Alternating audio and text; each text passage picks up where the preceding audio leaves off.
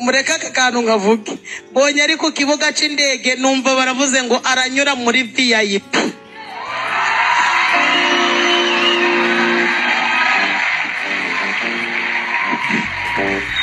Mani irambwira ngo mubwire ko abana mbahaye ubwene gihugu kandi itanze ubwene gihugu bw'abana ubwo bwa mama na papa buba buriho.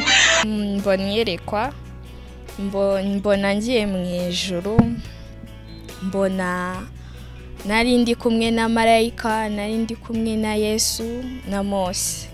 Irambwira ngo kandi bamwe muri abo bahanuzi yarambiwe kubihanganira harabizica ikakuraho kuri iyi si muri uyu mwaka wa 2023. Imana yambwiye ko hari ikintu kizabamo n'urupfu rw'umuntu udasanzwe, donc umuntu uri celebre icyamamare. Azariza abantu benshi, azababaza benshi, ariko Imana yarambwiye ngo bizatera bamwe gukizwa. Iramuhamagaye se ngo ajya yihingira mu murima w'ibinyomboro cyangwa imizabibu. Reka nizere yuko mukomeye mwebwe mwese n'ubundi mugikomeje gukurikira Kigali Line News mu makuru yacu, mu biganiro, mu buhamya of course ndetse n'izindi gahunda zitandukanye. Nizere kandi yuko umwana amaze gukora subscribe, birumvikana neza yuko buri gihe uko mufunguye amakuru yacu, ibiganiro, ubuhamya n'izindi gahunda muhita muza mu imbere cyangwa se mwinjira mu mbaga y'abatubana umunsi ku wundi. Ndabashimiye cyane kandi ku bantu bari muri 2021 badukurikiye rwose, Imana ibahe umugisha. Rero ku bantu bari hirya no hino mu Rwanda, ku bantu bari hanze y'u Rwanda, abenshi bamaze kwiyakira yuko umushumba, umuvugabutumwa bwiza Pastor THEOGENE n'umugabo wagiye amenyekana ku kazina k'inzahuke nyuma yuko yari inzahare nyine, ariko ngo akaza kuzahuka nkuko yakundaga kubyitangariza. Ubu ngubu abantu bamaze kugenda bakira mu mitima yabo yuko uyu mushumba atakiturimo. Ariko nubwo ibi byabaye gutya, nako kandi abandi bari gukomeza kugenda bahererekanya amashusho Pastor THEOGENE bari kumukura mu modoka rwagati mo hasi aho bari bahizemo kubakuramo byagoranye. Hakaba n'andi mashusho ku rundi ruhande abantu bakomeje guhererekanya byanarakaje abantu, byatangiye kurakaza abanyarwanda. Ariko nari nginje kukubwira uburyo kiba ari ngo kumwita Pastor THEOGENE ngo ari wari ukiri munsi y'iyo modoka ngo ari gutaka atabaza. N'ahantu humvikana umugabo avuga ati suku nguko umuntu apfa. Hakaba ku ruhande undi musore uri kumubwira ati ntacyo uba bro, ati humura bagiye kuzana imodoka yo kugutabara, ati none siraza ryari. N'umugabo biba bigaragara yuko ari munsi y'icyo kimodoka nyine, imodoka yiba yafatanye, biba bigaragara ko ari igice cy'igihimba cyangwa se umutwari uri hanze akiri kubasha kuvuga. Ariko ibice by'inyuma ukabona imodoka yabikacanze rwose, bishobora kuba byari byanabaye ifu byarangiye. Abantu rero bakomeje guhererekanya ino video bavuga bati ese uyu ni Pastor Claude, ariko wakitegereza neza kuba muzi ukabona si so. Video rero nayo akakanye ikomeje gucanga abantu. Ikibabaje abanyarwanda kurushaho muri rusange ni ihererekanya amashusho riri kugenda rikorwa, harimo ibice by'abahanuzi, harimo abahanuzi batandukanye. Mu by'ukuri yewe ntabwo abakozi b'Imana mu buryo bumwe cyangwa se ubundi ari abantu mpinga, cyangwa se ari abantu mbonumva nakinjira mu bintu byabo ngo mvuge ngo uriya arashoboye, ngo uriya ntashoboye, ngo uriya ni umunyabinyoma, uriya ni umutekamutwe. Ariko abanyarwanda batanga ibitekerezo ndetse n'abandi batandukanye bari gukomeza kugenda babona ibi bintu ku mbuga nkoranyambaga, kandi bisa n'ibiri kuzamuka nyuma y'aho Pastor THEOGENE apfiriye. Barimo baravuga batari ku bundi ibi ni ibiki, kuki abantu basigaye bashaka kumenyekanira kumfuza abandi, kuki abantu. Ariko nkongera nkibaza nti ese guys mwe mudukurikiye aka kanya ibi bihe twinjiyemo mu mwaka wa 2023, Pastor THEOGENE ni umwe mu byamamare bihitanywe n'uno mwaka cyangwa se bitabarutse. Ariko impamvu abantu benshi basa n'abarakariye icyo turi buze kwita ubuhanuzi bukorwa n'abantu bamwe na bamwe, ngo ni uburyo ki abenshi bumvikanye bavuga yuko urupfu rwa Pastor THEOGENE bari bararuhanuye. Abandi biramanse barakaye bati ni gute muhanurira umuntu yuko agiye gupfa, ariko ntihagire n'umwe ugira uruhare rwo kusitakamba ngo asabe Imana, asenge cyangwa se yegere nyir'ubwite amubwira ati pfuka musenge umubwire uti ibyago byakuziye, wenda icyo cyago kiba kigiye kuba ku muntu gikorweho. Hari amashusho amavideo agera kuri 4 nshaka guhuza, nshaka kugenda muza ubwo namwe n'amavideo abantu batandukanye bagiye bayatanga ibitekerezo bitandukanye mu buryo bwabo bitewe n'uburyo bayakiriye, ndetse n'uburyo bari kuvuga bati ya bahanuzi b'ibinyoma muri no minsi baruzuye, turashize turarimbutse bari kutuyobya. Ariko subundi bantu b'Imana mwebwe mufitiye rekwa, mufite umuhamagaro, kuko bira ntago ari bya buri wese. Tuzabwirwa n'iki umuhanuzi w'ukuri, tuzabwirwa n'iki umuhanuzi w'ibinyoma? Hari ubuhanuzi bw'umwana umwe muto w'umukobwa bwagaragaye ku mbuga nkoranyambaga, umwana muto cyane rwose, avuga ukuntu yagiye mu ijuru, yinjiye mu marembo agana mu ijuru, akaza guhura n'abamarayika, akavuga uburyo ki ngo yahindukiye inyuma ngo akabona igice cy'umweru, ariko bikaza kuba ngombwa yuko ngo areba hasi, amukureba hasi ngo akaza kuhabona isoko kabisa rifite indi sura, aza kubona ibintu birimo amaraso, aza Imana imubwira yuko ngo Imana ngo iza kurakara, mu kurakara kw'Imana, Imana ngo imubwire yuko igiye gukuraho abahanuzi b'ibinyoma. Abahanuzi b'ibinyoma rero, umwe muri abo bahanuzi b'ibinyoma ngo harimo uwayoboraga iryo soko, cyangwa se iryo soko umwana ngo yararebyemo, byari nko kugaragaza yuko nyine ari nk'agatsiko kabarimwo abahanuzi b'ibinyoma babirirwa batwigisha batubwira yuko ari abakozi b'Imana gumbe baharanira izindi nyungu, cyangwa se bari kwishakira inyungu zabo rusange. Abantu bacyumva buno buhanuzi bashatse kubuhuza n'uko no mwana kuvuga yuko ngo hari umuhanuzi ngo Imana igiye kwica vuba cyane, ngo umuhanuzi w'ibinyoma. Abantu bahise babihuza baragira bati ese uyu mwana yahanuraga Pastor THEOGENE? Bati no, ntibishoboka. Pastor THEOGENE se yaba yari umukozi w'Imana w'ibinyoma gute?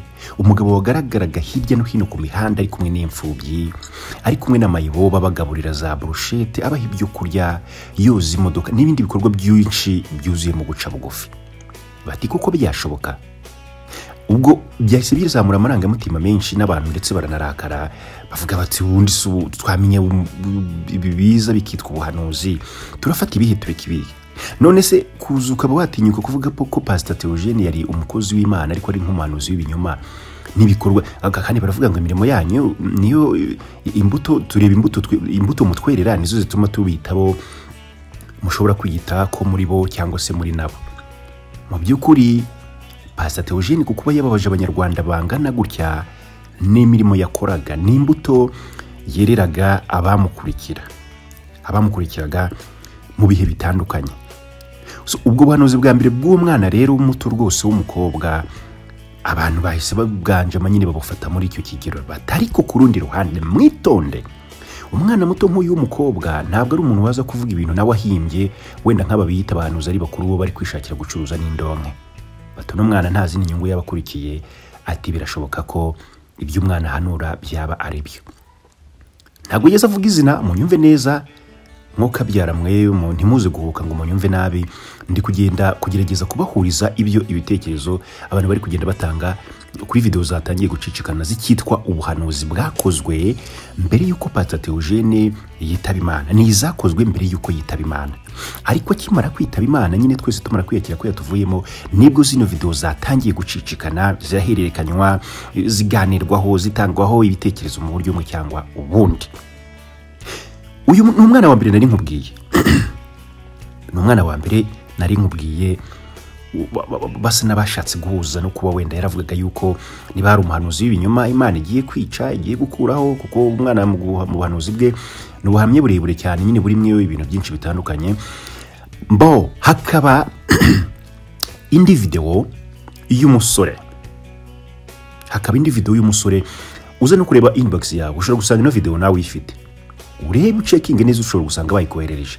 Y'umusore uvuga ukuntu ngo muri uku kwezi kwa gatandatu uko turimo n'ibirenge byacu ku itariki, hari umuntu ukomeye, umucelebrity, uri celebrity kabisa w'icyamamare, ugiye gupfa, ugiye kwitaba Imana.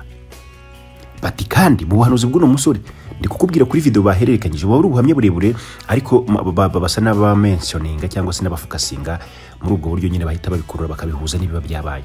Bati kandi n'umuntu ugiye gupfa azababaza abantu benshi cyane, benshi pe bazababara.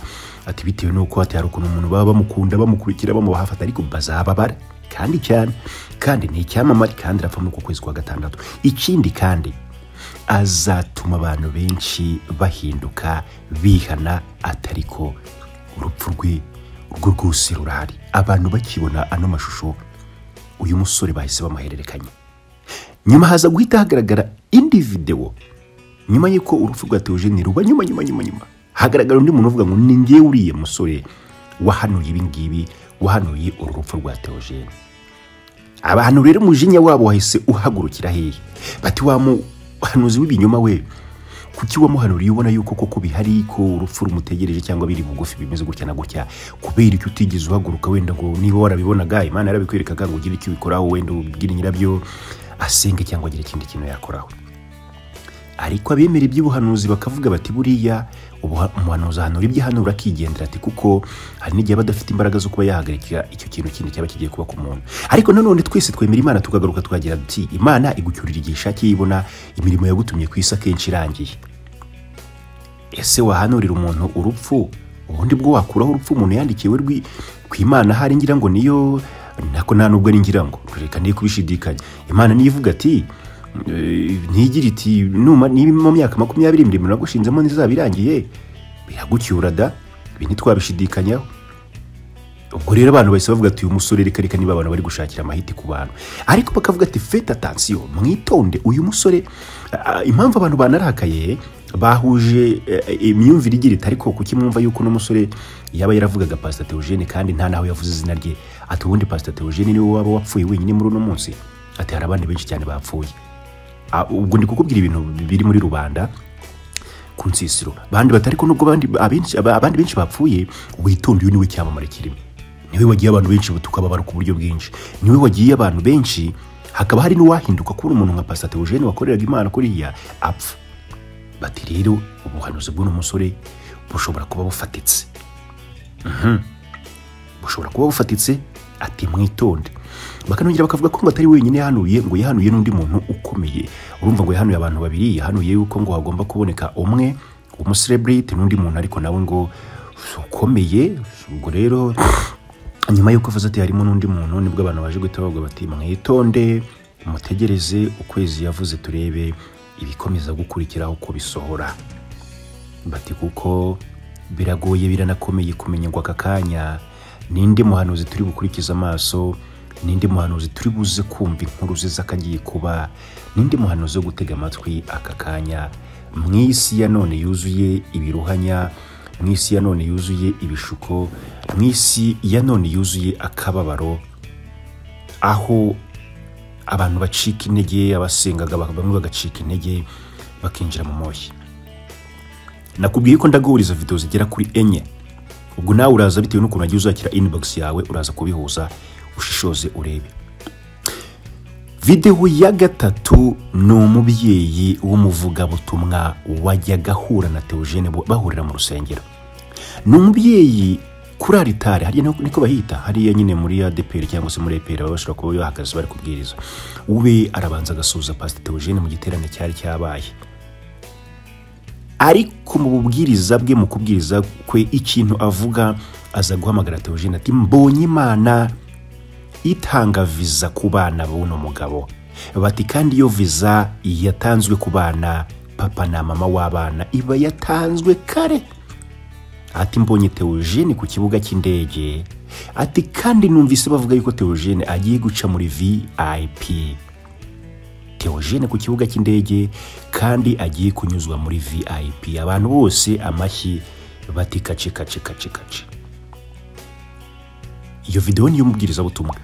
Ntabwo ngende buze kujya ngaruka ku mazina y'aba bantu, niba mwagiye muzibona cyangwa se niba muri kubabona, kuko bamwe ndi kubakoresha mwaro muri kubabona, muri guhita mwimenyeraho muhurira nabo, niba mujya mu nsengero zabo, niba namwe izi video mwagiye muzibona bo, ibindi murandaza kubishyira mu biganza byanyu. Nirinze kugira uwo nasesereza cyangwa se aho mpengamira. Intego yanjye nza kuhuza zino video kwari nko kubabaza, mu isi igoye turaza kumenya umuhanuzi w'ukuri arinde, twerekeze kuri inde, duha amaso nde, imitima yacu tuyegereze nde. Mu isi igoye mwisi y'ibihe bavuze yuko mu bihe nk'ibi haza abahanuzi b'ibinyoma n'abahanuzi b'ukuri. Icyakora neza gusoza nanjye ndaza kubashyiraho akirigishwa kanjye wasanga muvuga ati ese we rugamba umuhanuzi. Buri umuntu wese wasanga afite umuhamagaro mutamuzi mu byo tube tubiretse.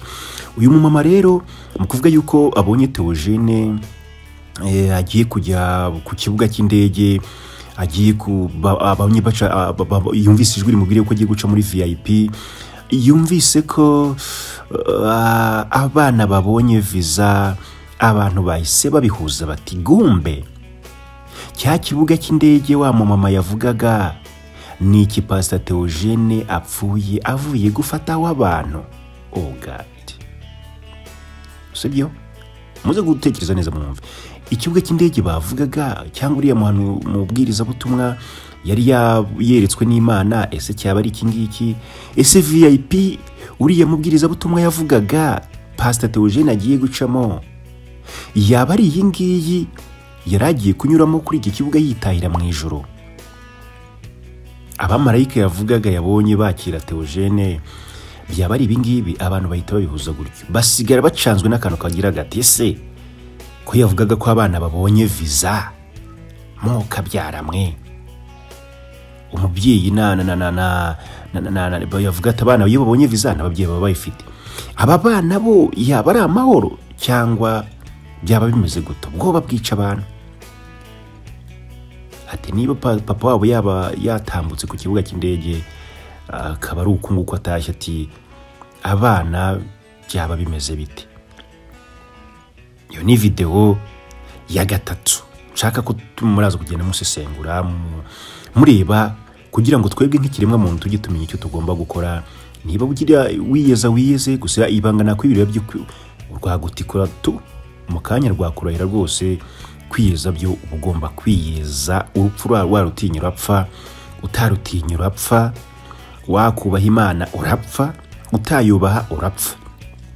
Gusa aho bitandukaniye gupfa wubaha Imana, ntekereza kandi mpamya ntashidikanya yuko utandukanye ne wapfa atayubaha. Erega hari ukuntu tutemera, hari abitwa abahanga batemera ko Imana ibaho, bemera isanzure bakemera n'impinduka z'ibihe. Nushaka ntuzemere Imana bakubwira mu rusengero. Umuntu dukurikiye singutegetse ngo wemere Imana ya IPR, ya ADPR, ya Zion, ya kwa Gitwaza niyo kwanda ibyo birakureba, ariko icyo nta rwose icyo nguhamiriza kandi cyuzuye hari usumba byose, umugenga w'ibihe n'abantu, ushyiraho agakuraho igihe ashakiye, ushobora kumanura umusozi kandi tuzi ko umusozi utagenda uretse imashini zateye zishobora kubikora, ariko hari imbaraga, hari usumba byose. Nyine reka ngiye nkoresha iryo zina niryo rinyorohera, niryo numva riri appropriate kuri ngewe. Hari there is a super power uri hejuru ya byose kandi utazwi n'umuntu n'umwe, utazi n'uburyo akoramo, utazi igihe azazira, utazi ibyo kumbwira ngo ngiye kugirirwa umugisha. Ushobora kubimbwira pe, ariko ushobora kubimbwira bikaba cyangwa ntibibi, kuko uretse kuba twizera twese ariko hari usumba byose tutapfa no kumenya imikorere ye. So narindi mukubwira kuri video ya gatatu, reka twigire kuri video ya kane. Video ya kane ni video ntabwo ari imwe ntabwo ari ebyiri z'umuvuga butumwa watuvuyemo Pastor Theogene. Pastor Theogene mu kimwe mu biganiro bya hafi yaheruka gukorana n'umunyamakuru ndetse harimo n'uwitwa Chita, asa n'uwamuhatirizaga rwose akunda kugarukaho ati reka nkorera Imana, reka mbwirize ubutumwa, ati no mu nsengero zitandukanye yagiye agaragaramo avuga ati reka nikorera Imana nk'uzapfa ejo.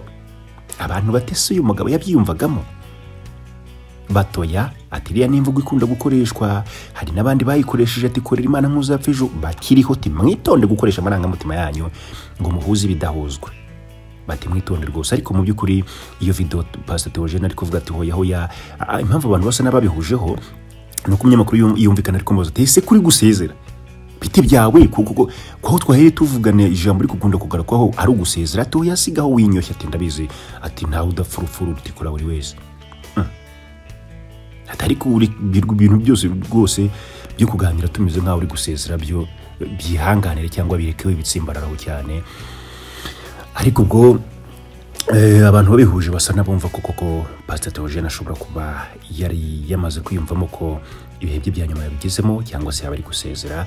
Ubwo abantu rero video bakomeza kugenda bazihererekanya kuri ubwo buryo, ariko bizamura amarangamutima ya bamwe, ariko bizamura amarangamutima y'abavuga bati ibintu kuduhemukira, ibintu kututuburira, iby'aba bantu bari kugenda bavuga ngo babonye ibintu ubundi hakaba ubwo biba by'abantu bavuga bati ubundi uko umuntu azapfa ni gutuhanurira umuntu ku urupfu nyine kandi nyine agomba gupfa, twese tubizi ko tuzapfa, ati byaba bimeze gute. So hanyuma rero ntabwo natinda kuri byinshi cyane, gusa turakomeza gukomeza umuryango wa Pastor Theogene, ubwo babasha gutabara wenda mwana agezeyo, tubashimire cyane, n'abandi mukiri kubiteganya mukomeze gukora uburyo bwari bushoboka bwari bwose uyu muryango utabarwe. Nyine umushumba ntekereza ko yanageze mu Rwanda byari byagoranye kumukura muri iriya modoka bapfiriyemo, kuko mwabonye ko ari ibintu biri bikomeye cyangwa se utabona no kuvuga. Muhore mweshejwe rero, muzi ko umunsi wawe ushobora no kubejo cyangwa se isaha ikurikiye wicaye muri guhumekamo, nta wamenya iki kintu mujye mura mukiuka, nta wamenya uko waje, hari igihe atari kuzagenda kuko wenda waje sinzi ibyo, hari ibintu bigeraho bikarenga umuntu, ariko makuru ngo haye wizewe y'ukuri no kuzapfa, kandi nanjye nzapfa.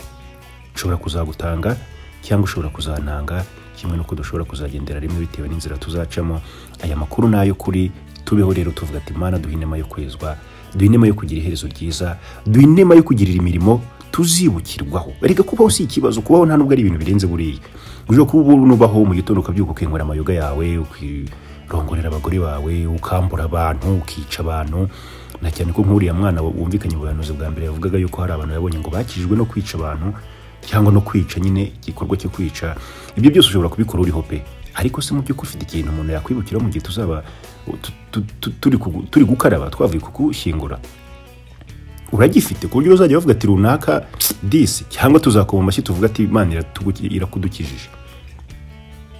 Ndavubwira wowe runaka turi kumvikana kuri aya majwi, buri muntu wese aho yicaye akanya ugivuga uti ndamutse ngiye, yego ndi umuntu wakosheje, ariko se mfite ikintu banyibukiraho, mfite akantu se nibura napfa kuzapresenta ku Mana nkavuga ati Mana koko nubwo itabaye myinshi wanyibukira kuri uyu murimo.